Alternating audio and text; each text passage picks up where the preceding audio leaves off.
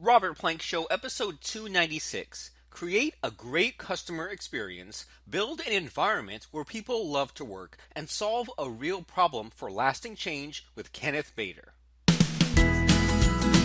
Hi, everyone, and welcome back to the program. Our guest today is Ken Bader, and Ken has more than 15 years of experience in helping organizations create environments where employees actually want to come to work and customers want to keep coming back. So, Mr. Ken, welcome to the show.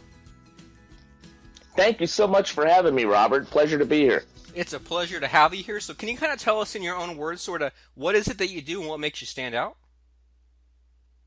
Well, what I do is I help businesses create environments where employees actually want to come to work and customers want to keep coming back. And how I do that is helping organizations align their brand, culture, and strategy. In other words, helping them completely understand what's the image we want to portray out in the public, what's the experience we want to create both for and through our employees, and how do we drive more of the right business to our business.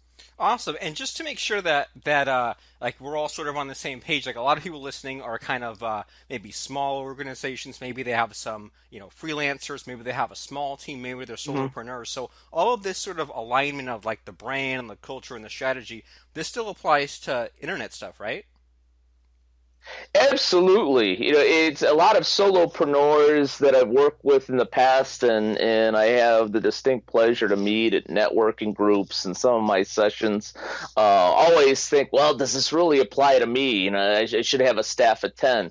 And I say, absolutely, it applies to you, especially if you're a service-based business where the experience with your client is actually as or more important than the actual product that you're delivering.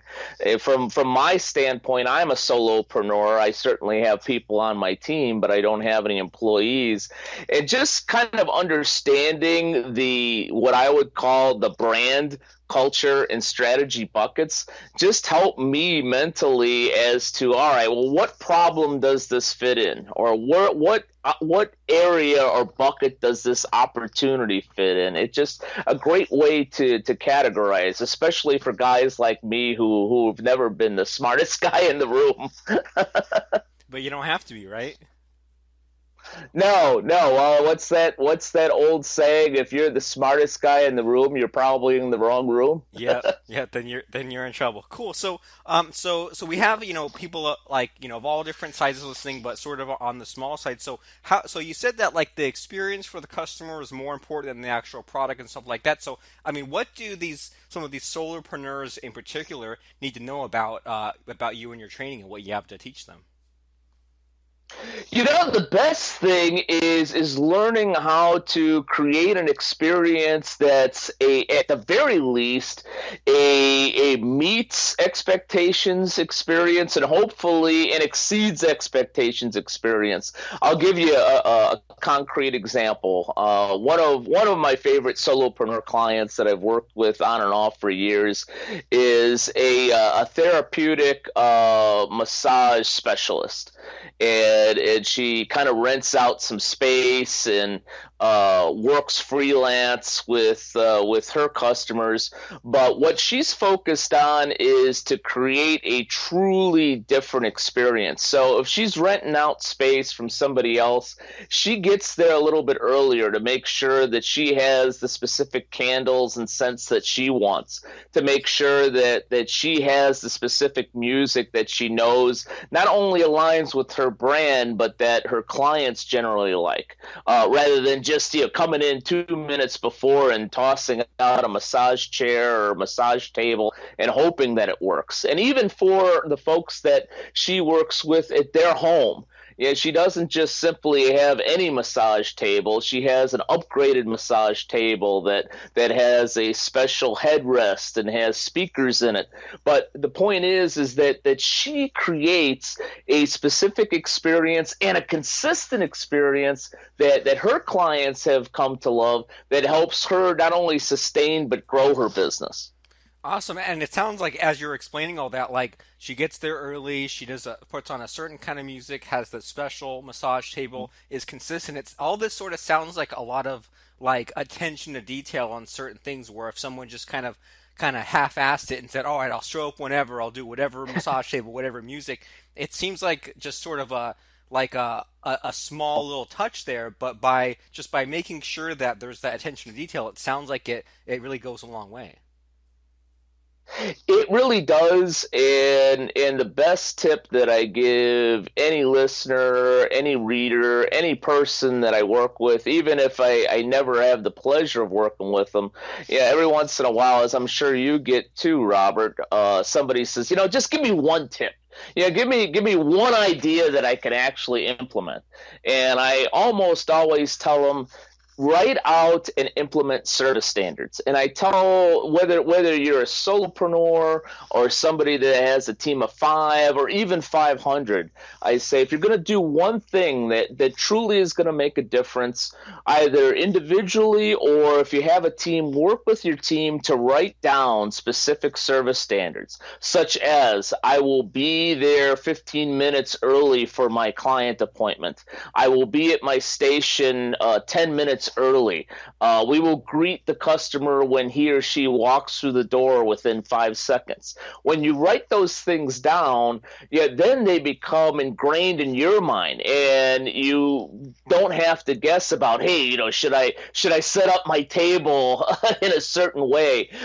Should I be at my job as a bank teller right on time or 10 minutes early? Then it's set out in black and white, and you can follow it every single day. Awesome, and I like that sort of way of thinking of not only does the end result, that experience, become better, but by sort of deciding these things ahead of time, then it removes decisions for you because now you say, okay, well, this is the sort of the checklist of stuff that I decided, when I wanted to say like, here's what my setup was going to be, and I think that online it's kind of the same thing, right? Like we all have sort of our usual like membership software. We have our usual like service for taking payments. We have our own like landing page software, and so it's pretty cool Hmm. because it's like win-win in all these different ways, right? It's win-win because it's just a better experience for those new customers, but then we also know what we're doing, and then I imagine that also some of those repeat customers, they get to know what to expect, right? Kind of in the same way of that masseuse where she gets those repeat customers. Well, then people coming back, they probably come back because they know what to expect. Is that right? Absolutely. Even online, and probably more important with an online business, you have to engage people. And if you have a consistent way of doing that, then it makes life so much easier. I work also with a lot of banking financial institution clients, and take a financial advisor, for example. Even if you're working for a large firm, you're still, in essence, running your own little solopreneur business. If you have a way of consistently following up, for instance, one of the service standards that a lot of my clients adopt is I will answer all calls and emails within 3 hours. Well, if you have that type of a standard, then whether it's a current client that is sending you an email or engaging you online, or better yet, somebody that may be a referral from somebody else that sends you an email or sends you a Facebook message or what have you on your products or your service, and you have that consistent level of a service standard, that individual is going to say, "Wow, I engaged or reached out to this person online, and 89 minutes later, I already have a return message. This is great." Awesome, and I can definitely relate to that because there are definitely some marketers or some companies where maybe I don't trust them very much. Where if they are have something for sale, I'm like, well, I don't know if I should buy it because I don't know if either like is the payment going to go through or are they going to discount the price later? And then there are other marketers that I like quite a bit, and I think to myself, well, I really trust buying from this person because I know that even if the membership software kind of craps out or something happens, I know that they'll get back to me with whatever kind of issue I might have purchasing from them. And so you have these service standards. And so, for example, you say I'm going to answer all calls and emails within 3 hours. And so, how do you decide if you're kind of doing too much. Because I think that that whole reply within 3 hours, that's a really great way of kind of going the extra mile. But what are there times when sort of that kind of commitment sort of gets in the way of actually being productive and stuff like that? That's an awesome question. And the best way that I approach that is if you're going to put a service standard on paper, you darn well better have the resources and the wherewithal to adhere to it. So for some, maybe 3 hours really is unrealistic. Maybe 24 hours is. In fact, there are some clients that even have 48 hours. Sometimes for their particular business and their clientele, that still makes sense, and that's fine. But if you're not going to be able to adhere to it, or as you say, if it is going to make you less productive, if it is going to create an issue with efficiency or consistency in your service, then don't write the darn thing down or change it. One of the things that I challenge a number of my service-based clients, and I'd say about 90% of my clients are service-based businesses, is that if you are fortunate enough to already have service standards and you haven't reviewed them either yourself if you're a solopreneur, or have tossed it back to the team and said, can we still adhere to this? Does this still make sense? Maybe there's an operational reason where, you know what, we just can't get back to people in 3 hours anymore. Maybe we need to make it 5 hours, or maybe we need to change the service standard to say, we'll have an automated response in 3 minutes, but we will get back to them within 24 hours or something of that nature.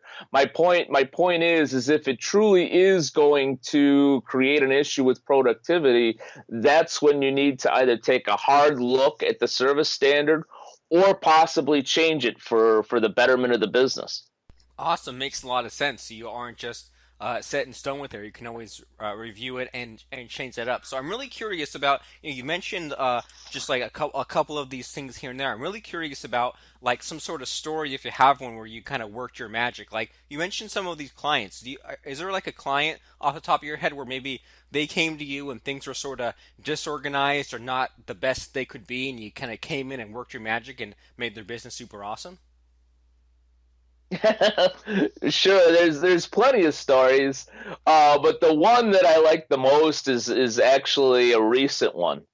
It's actually a credit union out in the Midwest, and fortunately, yeah, they had a pretty good and still have a pretty good culture.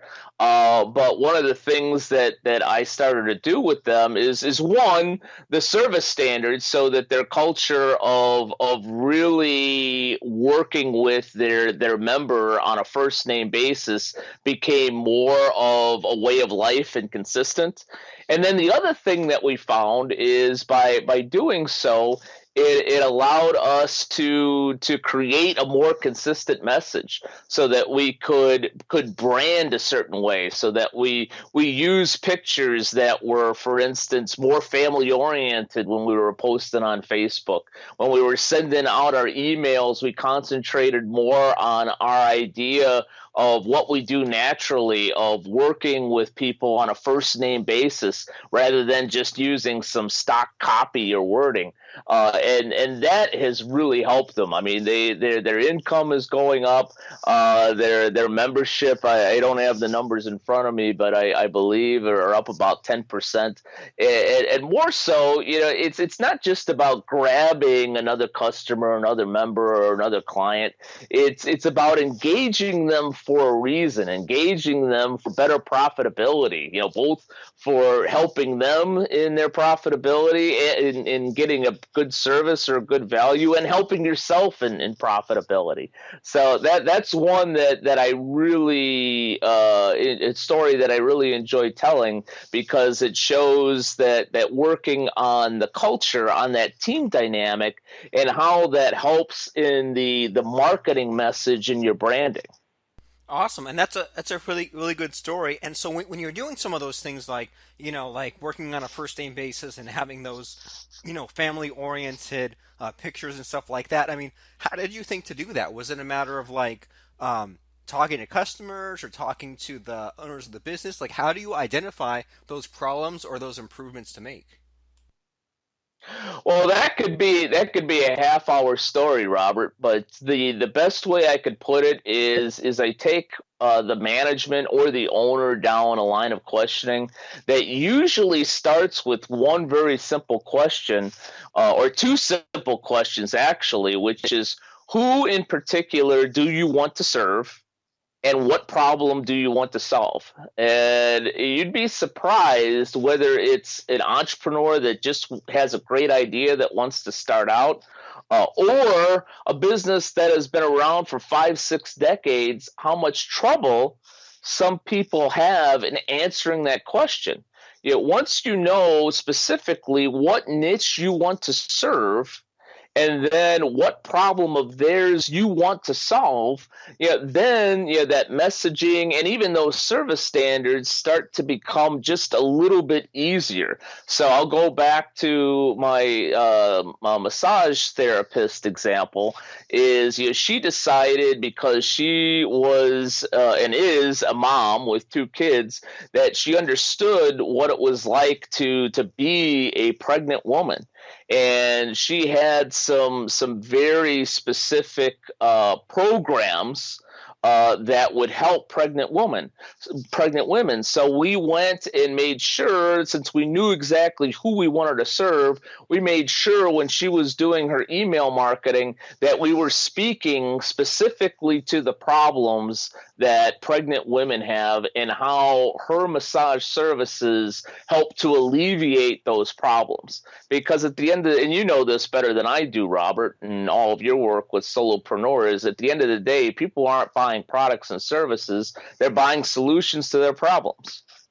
Oh yeah, I completely agree. So ask who do you want to serve, and then what problem do you want to solve? Two really important questions that I think some of us it sort of gets away from some of us. And so when you say that you ask like the management or the owners this sort of line of questioning, and like the massage therapist, you ask her these questions to sort of get to that point.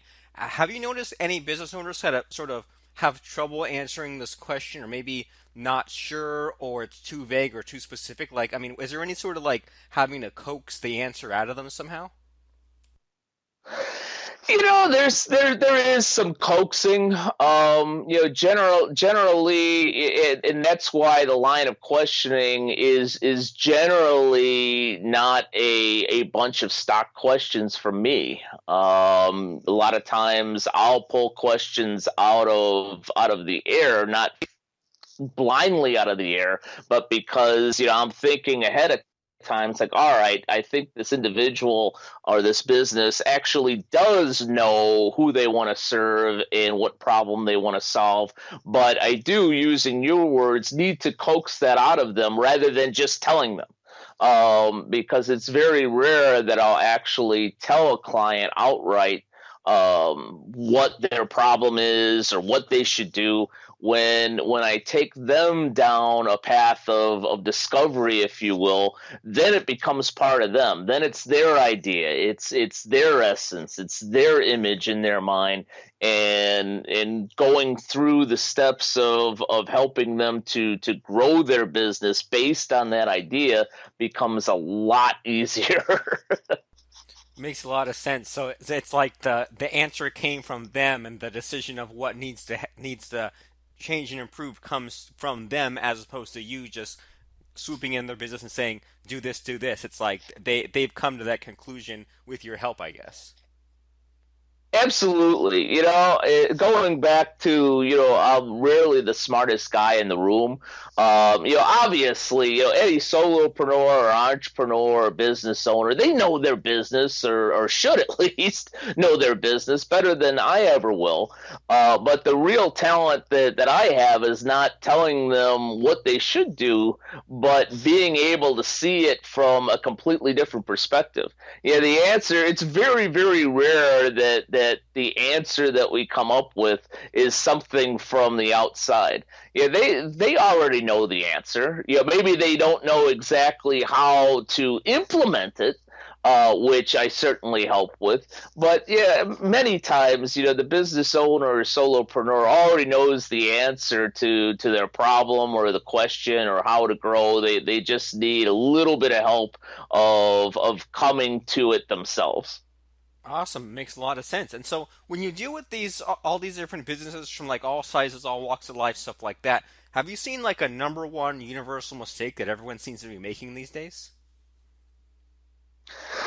Yeah, there's a number of mistakes out there, but it's hard to peg a number one. If I had to, I think that the biggest thing, and I deal with this myself as a solopreneur, is focus. Yeah, there's so many opportunities out there to make money legitimately. There's so many consumers out there that need help with one thing or another. That many times when you have an entrepreneurial mind and personality, you have a habit of bouncing around to, oh, maybe we should do this today, or maybe if we started offering these services as well, that would help us. And I found personally and through my clients that whole old adage of less is more really makes sense. To give you a real quick example from my own background, is for a while during the Great Recession, when consulting clients and speaking gigs weren't exactly falling off the tree like they once were.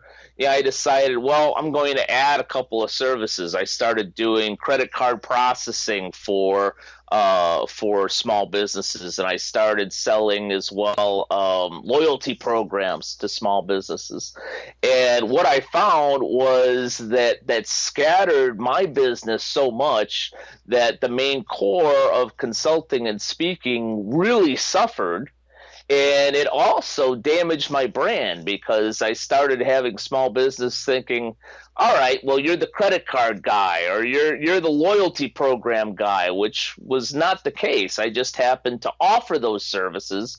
I'm really the brand culture and strategy alignment guy. And it took me a while to not only get rid of those service offerings, but to also bring my brand messaging back in line to make people realize that this is what I offer, and this is my focus for you.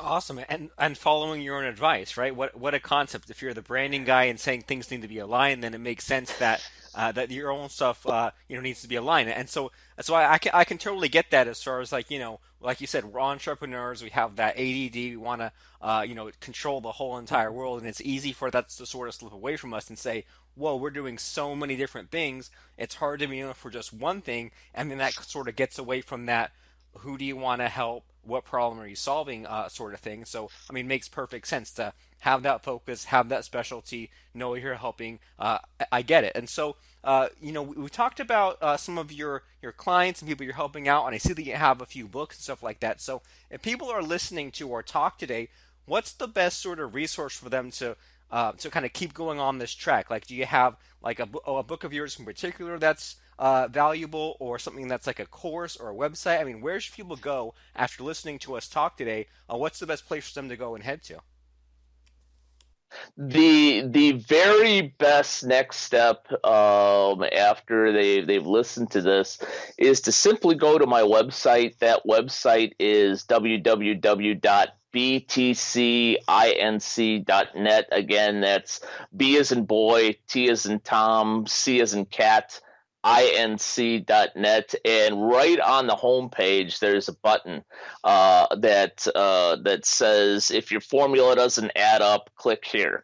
And if you click there, you can get a free white paper on brand culture and strategy alignment that simply gives really straightforward tips that a solopreneur, an entrepreneur, or business owner can implement immediately if their brand or their culture or their strategy just seems to be a little off. And then from there they'll be on my email list, and they'll get to hear from me every week, which I'm sure they'll really enjoy. Awesome. I think they will, and especially if they listen to us today and they say, okay, finally a guest that I can really like, understand and get. I'm gonna go and run to his site. I'm gonna get on his list, so then they'll get more of what they've gotten here. So everyone should go to btcinc.net.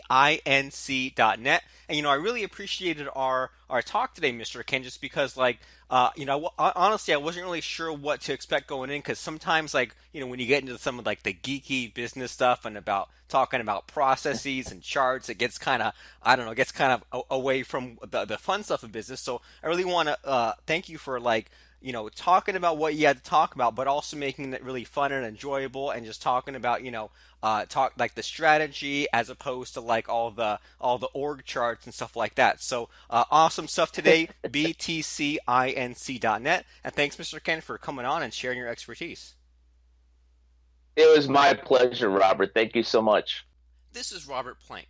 And would you like to be a guest on the program? Do you have an idea for a future episode? Or do you just want to tell us how we're doing? Get in touch with us right now at robertplank.com/ask to let us know.